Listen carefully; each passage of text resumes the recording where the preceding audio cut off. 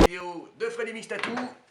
Alors aujourd'hui, dans une vidéo précédente, je vous ai expliqué un peu le système des rotatives, la dernière génération, je vous ai expliqué comment ça fonctionnait.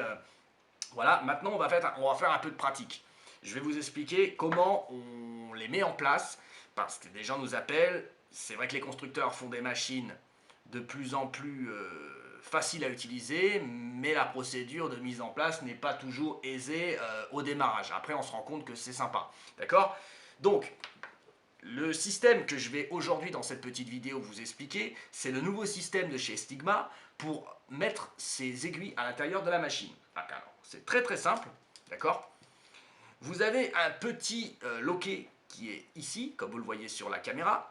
Vous avez juste à le desserrer, pas l'enlever, d'accord? Vous avez juste à le desserrer. Vous desserrez votre machine et vous rentrez juste votre aiguille à l'intérieur, ok?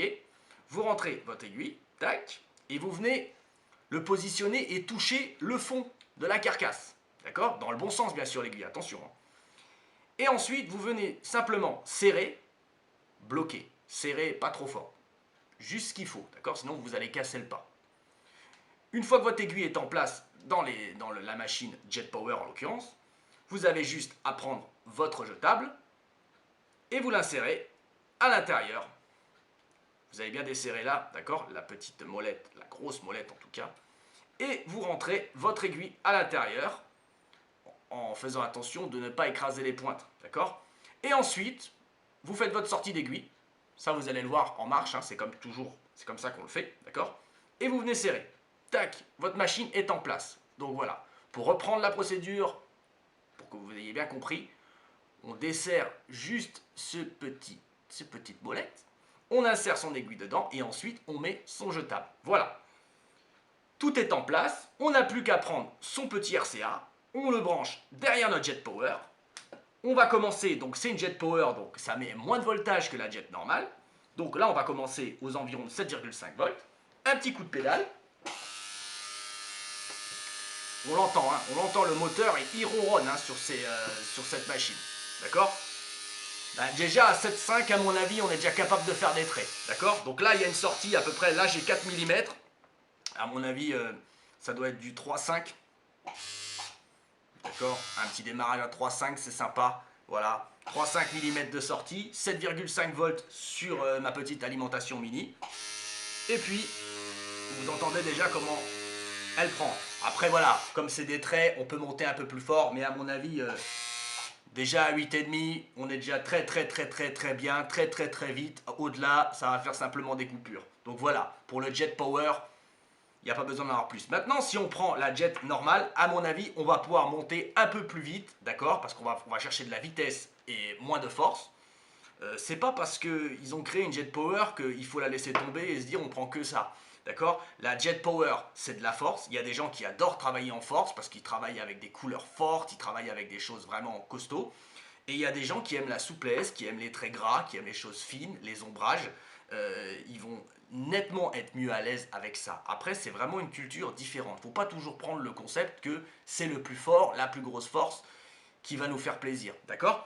Donc, la procédure, c'est la même. Hein. On démonte, tac, on enlève notre aiguille. C'est relativement simple quand on a compris le système. Hein. C'est même plus simple que d'autres. Et en plus, vous n'avez plus de joints à mettre, vous n'avez pas d'élastique, vous n'avez pas de serre-aiguille à mettre. C'est quand même génial d'avoir tout ça. D'accord? Donc là, je vais vous prendre la Jet normale. Hop, je rentre mon aiguille à l'intérieur. Donc je viens taper dans le fond. Je resserre la petite molette. J'ai bien desserré à l'avant. Je vais insérer mon jetable à l'intérieur. Tac, en faisant bien attention de ne pas taper mes pointes d'aiguille pour les tordre. Hop, je viens faire un resserrage, d'accord? Après, je cadre le tout pour ma sortie une fois en marche, hein, parce que sinon je ne peux pas savoir, d'accord? Hop, je reviens brancher mon RCA. Donc là, je suis à 8,5 volts, vous voyez, j'ai commencé 1 volt plus haut. Je vais appuyer sur ma pédale. Donc là, j'ai une petite sortie de 3 mm. On va mettre aussi 3,5, d'accord? Pour être pareil. Vous voyez, à 8,5, là, je fais des ombrages. J'ai monté les aiguilles alignées, mais je fais des ombrages.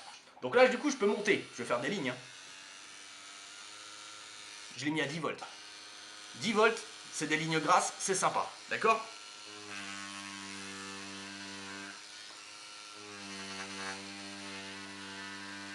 Ça sera des lignes plus souples, sympa, d'accord. Par contre, pour faire de l'ombrage, à mon avis, il n'y a pas de souci. Ça a l'air un peu plus fin, d'accord.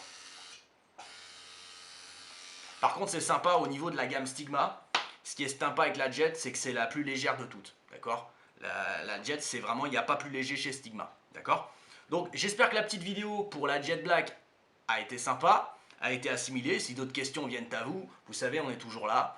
Vous pouvez nous joindre et je vous dis, comme toujours, rendez-vous sur notre site web www.freddymixtattoo.com.